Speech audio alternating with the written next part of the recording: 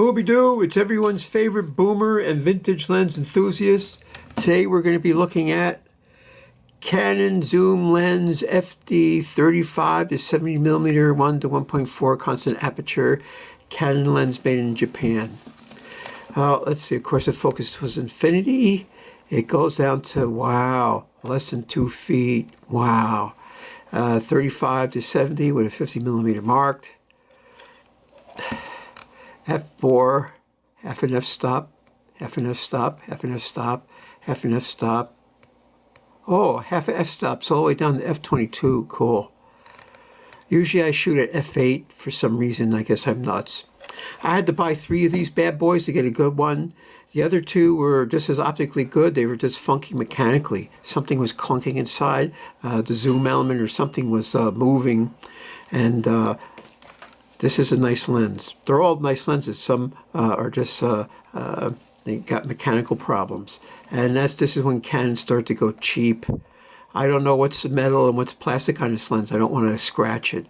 It's lightweight, it's relatively compact. It has this weird, see, that's weird. Don't you think that's weird? That has it zooms in this barrel. So is that like a lens hood or something? I don't know.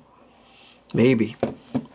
So it's on the Sony Alpha 3000. I sort of like this camera. I bought it used. It's one of the last cameras I bought. And I've been usually reshooting a lot of my vintage lenses on it.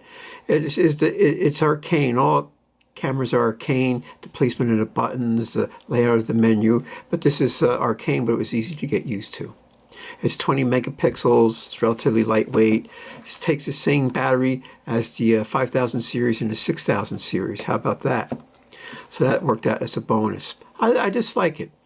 The viewfinder is small and it's a little bit dim, but it's totally usable. I mean, if you're in manual mode and you're in ISO 400, all you're going to do is change the shutter speed and the aperture anyway.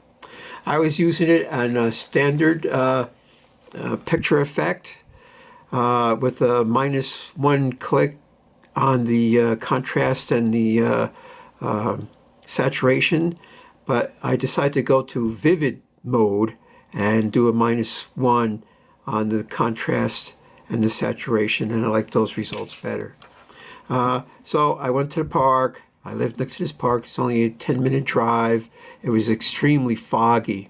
I mean, it was foggy bottom there. And of course, it's always hard to get interesting pictures in the fog. And it's a lens could be hazy, but this lens isn't hazy. It just looks hazy because of the fog. And you'll see in a couple pictures how foggy it was. So it's still a good lens. It's got fine detail. It's up to you to focus it precisely and to hold it steady enough. I had to shoot at ISO 800, but I got a couple unintentional camera movements and I had to get rid of them. So how does this compare to the Nikon Series E 36 to 72? Well, I don't know. They're about even. What do you want me to say? This one focuses closer, without a doubt. That's a big plus, that this one focuses closer, right? So this is a half a f-stop slower. The Nikon Series E was 3.5 constant aperture. That's not to say I'm going to go to a town early in the morning and take some dark shots to see what it's all about. We'll shoot it wide open. I did shoot one or two exposures where it was at f4, and it's really good. It's totally adequate, without a doubt. 5.6, well, you know, it gets better. F8, it gets better. F11, 16, 22, well, you know, it's a totally useful lens in that range, without a doubt. I don't know what to say. You know, I really don't. All the lenses by the top 3, that is Canon, Nikon, and Pentax, are pretty much even. And I've said this before, if you're a Canon guy, you buy Canon vintage lenses and you're going to be happy. If you're a Nikon guy, you buy Nikon vintage lenses, you're going to be happy. If you're a Pentax guy, well, then you buy Pentax vintage lenses, you're going to be happy. That's not to say that each one of these cameras made, lens makers made some dogs, and they did. They did, you know, but this is not one of them. This is a fine lens, and you'll see it in the following slideshow. It's a really good lens. You know, I'm trying to decide what lens I want to leave on this camera. this might be it. You know, it's relatively small, it's relatively lightweight. Oh, sure, you could get like a 35 or 28 to 105, and they're somewhat more massive and heavier. Now, in the Canon land, if you get the 35 to 70, 3.5 to 4.6, that's even smaller and lighter, and it takes really good pictures. But, that'll be the next shootout I'm going to do. But why don't we just jump into pictures, and then you could see that this is actually a really fine lens. Oh, I got this from B&H. It was 8 plus, but the optics are super clean, right? And the barrel has no major blemishes on it. And I'm glad I bought it. Although I could feel like the zoom mechanism is maybe starting to get slop, but the focusing ring has very little slop. So they use plastic bushings or something instead of metal on metal with grease. But let's jump into pictures, and then you could make your own conclusions. Fog, man, it was foggy. But then sometimes you get your best pictures in the fog. Everything's all contrast too. I mean, everything was evenly lit. It was sort of on the darker side. But this lens turned out to be pretty decent. I was shooting a lot at f8, some f5.6, and on occasion f4. And it's the usual rocks and blocks, but you have to understand that if it does good here, it'll do good anywhere else. Here's f4, wide open. This is a 1:1 crop. It's a sharp lens. This is the dragon's tooth. We all know the dragon's tooth.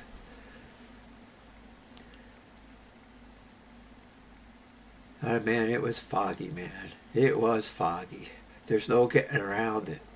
And there's heavy. It wasn't a heavy mist, but there's some drops around.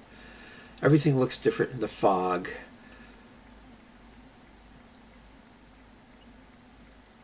The trees are all gnarly and dendritic.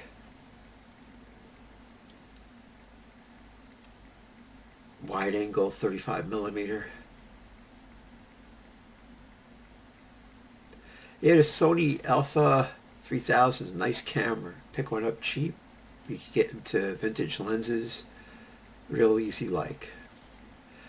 On some of these shots I used auto adjust colors, and it boosted them a little bit too much, and I had to tone it back a little bit. But then sometimes it worked out almost perfect. Also, what I did in the camera, I set it to vivid color, and I -1 click of contrast and saturation. It's a little blurry here, but I think this is a motion blur because I was using a rather slow shutter speed. Yeah, there's all these old ruins from ancient astronauts, and it's all moldering away.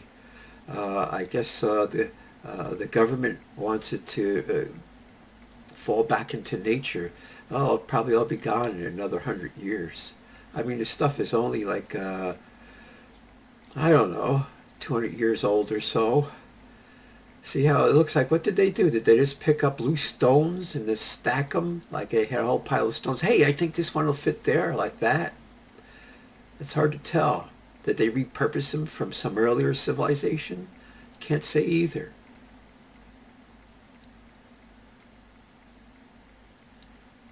It's lasted long enough.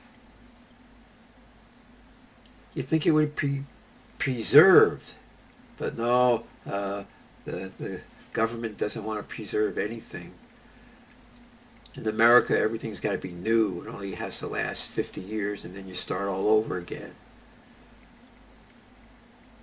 Like this log fell down, and I'll be there till it rots away. This stone was square and had a hole in the middle. I guess it was a grinding stone. I don't know. So you get a lot of rain, you get a lot of moss. This is a really nice lens. It's the Canon FD 35 to 70 millimeter constant aperture f4. And that's great when you're doing a manual exposure and you're zooming in and out. You don't have to worry about having to change your depth of field or your shutter speed or anything. Everything stays constant. Yeah, like that. This is a big giant stone. Two big giant stones look very square and shaped or something. Did they find them naturally? Or are they just running out of square stones and just having to use ones that are sort of square? This wall ain't got much life left to it. It seems to be bulging in spots. Could have been preserved, but the decision was made not to preserve it. Like this is the monument to Necromancer, and they did try and stabilize that, but you can still see it's falling apart. Do you see the dwarves door there? There's a dwarves door there. Magic dwarves door. So this is at 70mm. That's fine detail. 1:1 crop. This is 35mm, and that's a 1:1 crop. It's a nice lens, really nice lens. But then all those old-time vintage lenses were pretty decent. Doesn't matter if it was Canon, Pentax, or Nikon. They're all pretty even, though there are some dogs out there. Yeah, here's some flowing water. I like to get it when it's just flowing. Except when it's really thundering, and then I used to use a high shutter speed to catch all the chicanery. Glub glub. You see the waters, we had a bunch of rain, and now we're having slightly less rain, and the water level is going down. And as the warmer weather picks up through April, May, and June, it'll turn into a trickle. Here's some roots.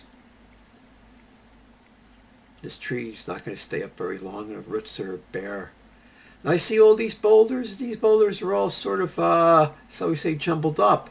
But if you look, they fracture in sort of square right angles. So maybe there are a lot of stones around that they could have stacked. And here's some cliff face with rubble on the bottom. And you can see, look at all the fractures are all sort of squarish, and they fracture like flat. I guess it's some sort of basalt or something. Oh, there is some conglomerate there. This all used to be the mountainous area as high as the Alps, and now it's all worn down to the roots of the mountain. So it's pretty much just this. And I'm not taking the subject matter to impress you with this park, but I'm just using it as a background to test this lens. And this lens will do anything. Graduations of color, fine detail, micro contrast. This lens has got it. So if you want to use it for anything else, it's going to do good for anything else. Now next I'm going to take it to town early in the morning and see how this thing performs wide open at a high ISO, and you get a feel for that. But you know, this park is so close by, and why do I have to drive miles away? And I'm always there. Sometimes it's foggy, sometimes... Look, I didn't see this... I'm mad because I didn't see this spider's web, and I took some cool pictures of it. Here's a close-up of some lichen. It's a nice lens. I could highly recommend this. They're hard to come by in good condition.